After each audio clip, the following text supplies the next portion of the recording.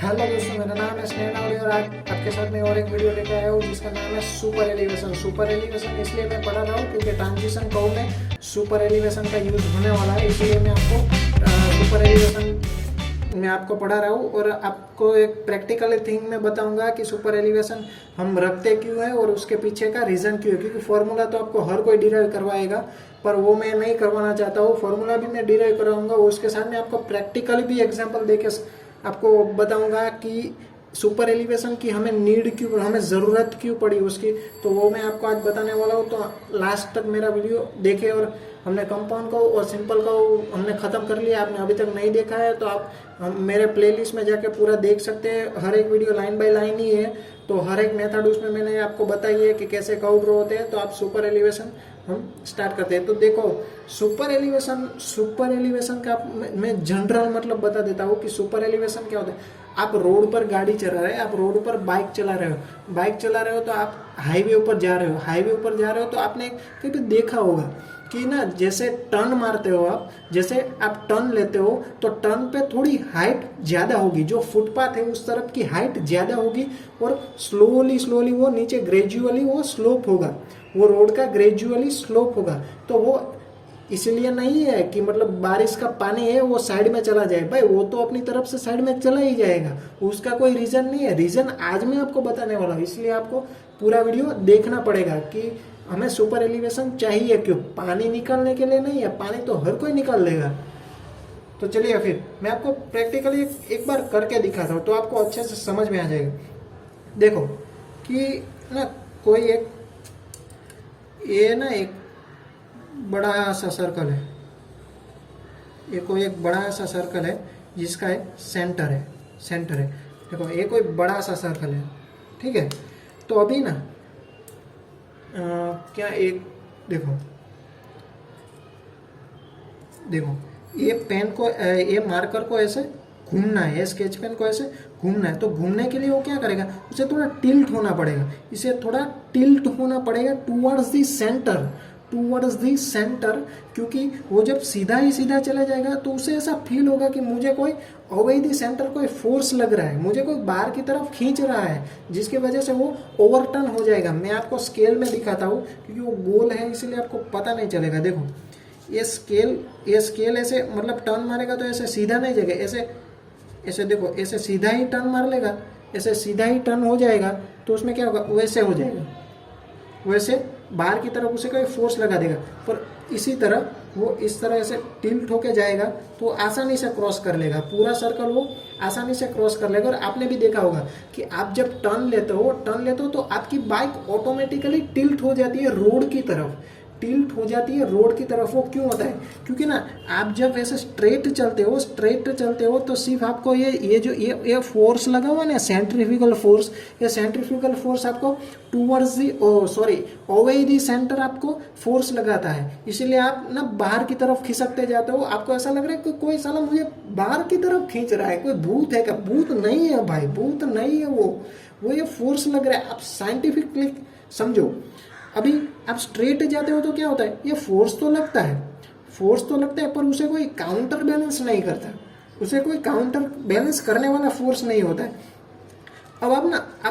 अब ना ये देखो, ये बॉडी आप टिल्ट कर दोगे तो क्या होगा, उसका डब्ल्यू तो नीचे ही है, उसका डब्ल्यू तो नीचे ही है, पर जो उसके साथ एंगल वो एंगल पे आएगा। देखो ये मैंने टिल्ट किया हुआ है तो क्या हुआ, ये डब्ल्यू तो उसका नीचे है पर वो एंगल बना देगा। अब उसी तरह आप सोचो कि ऐसे ये बॉडी ऐसे सीधा होती है। देखो मैं आपको ड्रॉ करके दिखाता हूँ, इसकी वजह ये ऐसा ही होता, ऐसा ही टिल्ट नहीं हुआ होता, ऐसा ही होता तो क्या होता, सिर्फ डब्ल्यू ही लगता और उसके साथ कोई थीटा बीटा तो आता नहीं क्योंकि सीधा है। तो उस केस में भी ये पी तो लग ही रहा होता है, सेंट्रीफ्यूगल फोर्स तो लग ही रहा होता है, पर उसे कोई काउंटर बैलेंस करने वाला ही नहीं है। यहाँ पे सेंटर है, देखो काउंटर बैलेंस करने वाला ही नहीं है, तो गाड़ी तो वैसे ही चली जाएगी, गाड़ी आपकी ओवरटर्न हो जाएगी क्योंकि उसका कोई काउंटर बैलेंस करने वाला ही नहीं। इसीलिए हम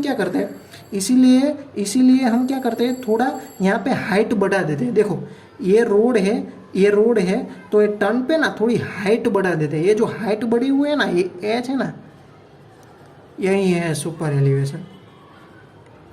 यही है सुपर एलिवेशन। हाइट बढ़ा दी इसलिए क्या हुआ, बॉडी ऑटोमेटिक टिल्ट हो गई, बॉडी ऑटोमेटिक टिल्ट हो गई। इसकी वजह से ये थीटा बना, थीटा के दो कंपोनेंट आए, डब्ल्यू कॉस थीटा और डब्ल्यू साइन थीटा। अभी अच्छा हुआ, अभी बॉडी ओवरटर्न नहीं करेगी। टिल्ट के केस में यही होता है, जब आप बॉडी को ऐसे सर्कल पे टिल्ट करा देते हो तो ऐसा ही होता है कि काउंटर बैलेंस करने वाला डब्ल्यू साइन थीटा आ जाता है पिक्चर में, इसीलिए वो इक्वल हो जाता है और काउंटर बैलेंस हो जाता है पूरा। आप आसानी से पार कर लेते हो, रोड पे आप जा रहे हो आसानी से आप टर्न मार लेते हो, पर आप सीधा जाओगे तो क्या होगा भाई, टर्न पार नहीं कर पाओगे। टर्न में घुस तो जाओगे पर पार नहीं कर पाओगे। जब पार कर ही नहीं, आप बीच में पहुंचोगे तभी कोई आपको भगा देगा बाहर की तरफ, आपको ओवरटर्न कर देगा। आप सोचा कहाँ है ये, भूत है या आत्मा है, सीधा सीधा ही मैं बाहर चला गया। पर ये रीजन नहीं है, रीजन ये है, इसीलिए हम यहाँ पे ओवरटर्न, यहाँ पे सुपर एलिवेशन देते हैं रोड पे, ताकि बॉडी थोड़ी टिल्ट हो जाए। इसीलिए ये जो कंपोनेंट दो है वो कंपोनेंट आ जाए, और जो एच है उस एच है उसे हम सुपर एलिवेशन बोलते हैं, कि जितना हाइट हमने कितना ऊपर किया है, जो वाई डिस्टेंस है स्लोप का। अभी ये टिल्ट हुआ तो मतलब ये पी को आसानी से ये मतलब काउंटर बैलेंस कर देगा। तो फॉर्मूला तो कुछ नहीं है, देखो फॉर्मूला कुछ नहीं है। फॉर्मूला में क्या करेंगे, क्योंकि ये इसको काउंटर बैलेंस करना जरूरी है, तभी बॉडी चल सकती है, तभी बॉडी आसानी से टर्न पास कर सकती है। तो हम क्या लेते हैं, P is equal to W sine theta, W V square by G R. ये कुछ नहीं है, ये मतलब कैसे आया मैं आपको बता देता हूँ कि देखो सेंट्रीफ्यूगल फोर्स कैसे होता है, एम ओमेगा स्क्वायर आर, सही है। तो अभी P is equal to R omega, सही है। तो अभी देखो इसमें V है, R है और M क्या होगा, M F is equal to Newton second law, M है। पर जब बॉडी यहाँ पे चलती है, जब रोड पे चलती है तो उससे ग्रेविटी खींचती है, तो F is equal to M G. तो M बराबर क्या हो जाएगा, एफ जी। यहाँ पे F फोर्स का है, मतलब वेट कौन सा है, तो बॉडी का ही खुद का वेट है, तो यहाँ पे वेट W आ जाएगा। तो इसी तरह M is equal to W by G लिख सकते हैं, और omega square R square V square, सभी जगह स्क्वायर लगा दे, तो omega square is equal to V square by R square into R. देखो तो ये आर कैंसिल हो जाएगा और ये आ जाएगा W wheel square R G, सही है। ये रेडियस है, आर आपकी रेडियस है, जो ये जो टर्न कर रहा है ना, तो पूरा एक सर्कल बनाएगा ना एक, मतलब तो उसकी जो रेडियस हो जाएगी वो आपका आर है। जी तो ग्रेविटी, वो तो मालूम है। ये डब्ल्यू आपका बॉडी का वेट है, वी वेलोसिटी है, तो इसके लिए डब्ल्यू साइन थीटा यहाँ पे रखते हैं, तो डब्ल्यू कैंसिल हो जाएगा भाई। और आपको सुपर एलिवेशन चाहिए, सही है, आपको सुपर एलिवेशन चाहिए। पर देखो ये थीटा, ये मैंने यहाँ पर दिखाने के लिए बहुत बड़ा किया है भाई, वरना इतना भी बड़ा नहीं होता, वो थोड़ा सा थोड़ी डिग्री पे टिल्ट किया होता है, थोड़ी डिग्री पे। तो देखो थोड़ी डिग्री पे साइन थीटा क्या हो जाता है, अप्रोक्सीमेट थीटा हो जाता है, और टेन थीटा भी क्या हो जाता है, वो भी थीटा हो जाता है। तो sine theta is equal to क्या हो जाता है, वो टेन थीटा हो जाता है। तो लिख दो भाई यहाँ पे V square by G R is equal to tan theta. देखो यहाँ पे टेन थीटा क्या है, tan theta is equal to सामने वाली साइड डिवाइड बाई बी। ये बी और जी में कुछ नहीं है, पर पता नहीं बी रोड के लिए लेते हैं, जी रेलवे के लिए लेते हैं, ऐसा करते हैं वो लोग। तो अभी हम रोड के लिए करते हैं, चलो रोड के लिए करते हैं भाई, बी रखते हैं। अभी रेलवे ट्रैक के लिए, रेलवे ट्रैक में भी ऐसे ही होता है, रेलवे ट्रैक में भी हम देते हैं, वो जो टर्न लेता है वहाँ पर हम सुपर एलिवेशन देते हैं, वरना ट्रेन ओवर टर्न कर जाएगी। आपने कई सारे केस में देखा होगा कि मतलब क्या कंस्ट्रक्शन अच्छी तरह से नहीं हुआ होता है, इसलिए कई बार क्या ट्रेन ओवर टर्न कर जाती है। वो उसका रीजन यही होता है कि सही तरह से बबुआ ने सुपर एलिवेशन नहीं दिया होता है, इसीलिए ट्रेन ओवरटर्न कर जाती है। तो देखो अभी tan theta is equal to H by B आ जाएगा, तो V square by G R is equal to H by B. तो अभी H is equal to B V square by G R. देखो ये आपका फॉर्मूला आ गया कि सुपर एलिवेशन आपको इतना रखना है, B V square by G R जितना आपको सुपर एलिवेशन रखना है। यहाँ पे कोई बताएगा, मतलब कमेंट करो आप कि डब्ल्यू कैंसिल हो जाए, इसी तरह डब्ल्यू क्यों कैंसिल कर दिया हमने।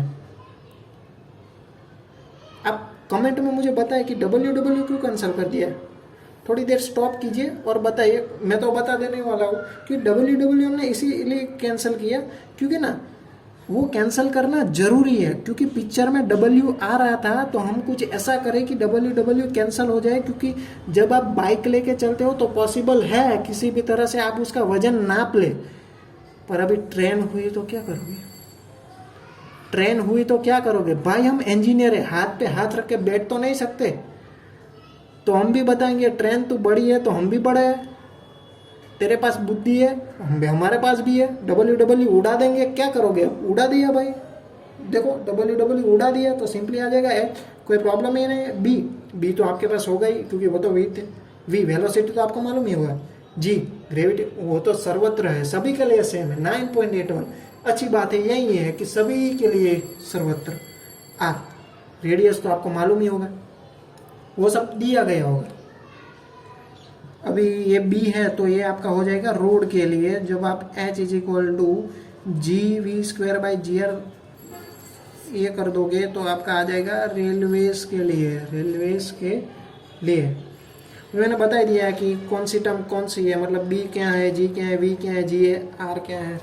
तो आई होप कि आपको प्रैक्टिकली भी समझ में आया होगा और ये जो मैंने फॉर्मूला डिराइव करा है उसमें भी समझ में आया होगा कि हमने मतलब क्यों लिया ना। क्योंकि सभी यूट्यूबर क्या करते हैं, जो पढ़ाते हैं सुपर एलिवेशन, वो क्या करते हैं कि डायरेक्ट डब्ल्यू कैंसिल कर दिया, P is equal to W sine theta लगा दिया। पर क्यों लगाया भाई वो तो बताओ यार, क्यों लगाया वो बताओ, डब्ल्यू कैंसिल क्यों किया वो बताओ। इसी तरह नहीं कि दोनों साइड सेम है तो हाँ भाई कर दिया कैंसिल, दोनों साइड सेम है भाई, ऐसा नहीं है। अभी उसके ऊपर से मैं एक आपको बात बता रहा हूँ जो नया नहीं है, पर कई बार पेपर में ना ऐसे भी दिया गया होता है कि सेंट्रीफ्यूगल रेशियो दिया गया होता है, इसका सम आता है तो उसमें कई बार क्या किया होता है उसने, सेंट्रीफ्यूगल रेशियो दिया गया होता है। सेंट्रीफ्यूगल रेशियो तो मैं आपको पढ़ा देता हूँ कि वो क्या होता है। वो कुछ नहीं होता है, बस थोड़ा मैथमेटिकल एक टर्म है, एक centrifugal ratio CR is equal to P/W। P/W ये क्या है, P तो आपका सेंट्रीफ्यूगल फोर्स है, सेंट्रीफ्यूगल फोर्स है आपका, और W क्या है, वेट है आपका, बॉडी का वेट है, वेट ऑफ बॉडी। तो ये P/W तो आपने देखा P क्या हुआ, WV²/GR इंटू W। देखो यहाँ पर भी डब्ल्यू कैंसिल किया, रीज़न यही है कि मतलब जब कोई बड़ा सा होगा तो आप इसे वजन कैसे नापेंगे, तो इसलिए डब्ल्यू कैंसिल और V²/GR ये आपका आ गया सेंट्रीफ्यूगल रेशियो। तो कई बार क्या होता है कि आपको ना सेंट्रीफ्यूगल रेशियो दिया होता है और रेडियस दी होती है, तो आपको सेंट्रीफ्यूगल रेशियो ही मालूम नहीं होता तो वेलोसिटी फाइंड ही कैसे करेंगे। सेंट्रीफ्यूगल रेशियो दे दिया, या कई बार क्या वेलोसिटी दे देते हैं, जी तो सर्वत्र है भाई मैंने बताया उसी तरह, तो आपको रेडियस नहीं दी गई तो आप कंफ्यूज होते हैं कि रेडियस कैसे मैं फाइंड करूँ। तो यही है, कई बार ऐसा दिया गया होता है एग्जाम्पल में, तो ये इसको भी एक बार आप याद रख लीजिए। और मैं आपको बता देता हूँ कि अलावेबल वैल्यू जो सेंट्रीफ्यूगल रेशियो की रोड के लिए है, तो रोड के लिए allowable value of centrifugal ratio तो वो 1/4 है, और allowable value of centrifugal ratio for railways तो वो आपकी 1/8 है। बस यही है, यही मैंने आपको समझा दिया कि सुपर एलिवेशन क्या होता है, अच्छे से प्रैक्टिकली में समझाया। अभी आप थियरी भी देखोगे तो उसमें यही लिखा होगा कि थियरी में क्या लिखा होगा कि कोई मैंने बताया कि आप स्ट्रेट जाओगे तो कोई काउंटर बैलेंस करने वाला कोई लोड नहीं है, इसी तरह आप ओवरटर्न हो जाओगे तो उसमें ऐसा ही दिया गया होगा कि इसलिए हम थोड़ा सुपर एलिवेशन दे देते हैं कि काउंटर बैलेंस हो जाए और ओवरटर्न ना हो। तो मैंने आपको प्रैक्टिकली भी करके दिखाया, सेंट्रीफ्यूगल रेशियो भी समझाया और उसका फॉर्मूला भी डिराइव करवाया। तो आप होप कि आपको सब समझ में आ गया होगा। अभी भी कोई डाउट है तो आप मुझे कमेंट करके ज़रूर बता सकते हैं, और नीचे डिस्क्रिप्शन में मेरी इंस्टाग्राम लिंक दी गई है, बाजू में इंस्टाग्राम ID दी गई है, और कोई भी प्रॉब्लम हुआ तो आप मुझे इंस्टाग्राम पे भी डायरेक्ट मैसेज कर सकते हैं। और और इंस्टाग्राम पे डायरेक्ट मैसेज कर ही सकते हैं। और उसके बाद आपको सभी में आप सेटिस्फेक्शन हो कि मैं जो एक्सप्लेन कर रहा हूँ आपको सभी समझ में इजीली आ रहा है, क्योंकि ना मैं यहाँ पे सभी इजी लैंग्वेज में समझाता हूँ, ताकि आप बुक पढ़ो ना तो आपको कोई ऐसा ना लगे कि साला ये नया नया क्यों लग रहा है, ऐसा ना लगे। इसी तरह मैं आपको सभी इजी लैंग्वेज में समझा रहा हूँ ताकि आपको अच्छे से समझ में आ जाए। यहाँ पे मैं बुक की डेफिनेशन की बात ही नहीं कर रहा हूँ, यहाँ पे बुक की डेफिनेशन को मैं समझाने की आपको बात कर रहा हूँ। जो मेरे वर्ड होते हैं वो आपको समझाने के लिए होते हैं। और इसी तरह मेरा एक्सप्लेनेशन आपको जो अच्छा लग रहा हो तो आप शेयर कीजिए अपने दोस्तों के साथ और सब्सक्राइब कीजिए, ताकि इसी तरह हमें मोटिवेशन बना रहे और मैं इसी तरह अच्छे और अच्छे वीडियो डालता रहूँ। Thank you. तब तक के लिए, अगले वीडियो के लिए जय हिंद।